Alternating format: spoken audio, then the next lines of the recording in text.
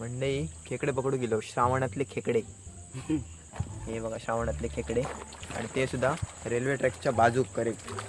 सुटली सुटली सुटली काय गेली अन्नाच्या पायाखाली.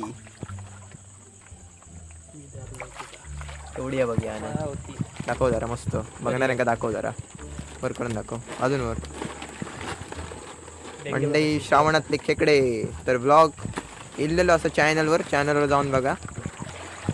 ओमकार बोलो ब्लॉग्स आहे बघा. रेल्वे ट्रॅकच्या बाजू खेकडे पकडूचो अनुभव.